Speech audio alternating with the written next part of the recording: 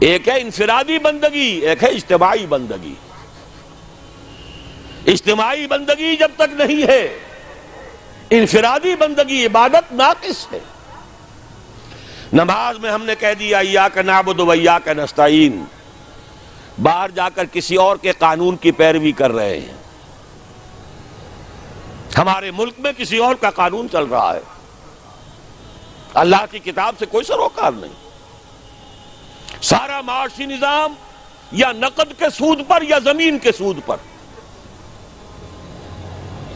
بغاوت ہی بغاوت، ظہر الفساد فی البر والبحر۔ ہاں مسجدوں میں نمازیں پڑھ لو، رمضان میں روزے رکھ لو، انفرادی عبادت تو تمہاری ہو رہی ہے، اجتماعی طور پر تو تم اللہ کے باغی ہو، اللہ کے خلاف تمہارا اعلان جنگ ہے۔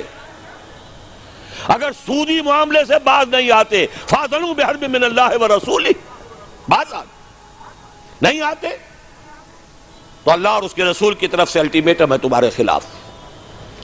جب تک دین غالب نہ ہو عبادت ناقص ہے۔ بڑا پیارا شعر ہے، کس کا ہے مجھے نہیں معلوم، باطل کے اقتدار میں تقوی کی آرزو، بڑے بڑے متقی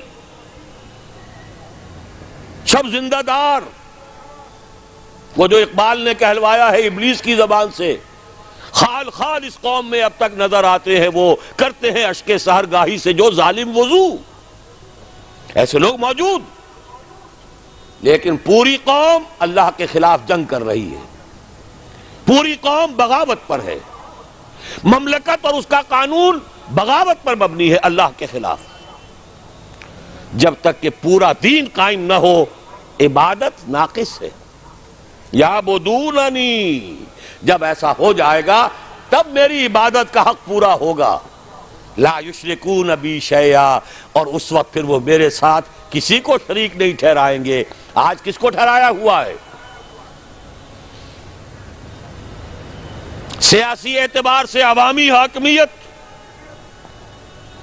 اقتصادی اعتبار سے امریکہ انداتا،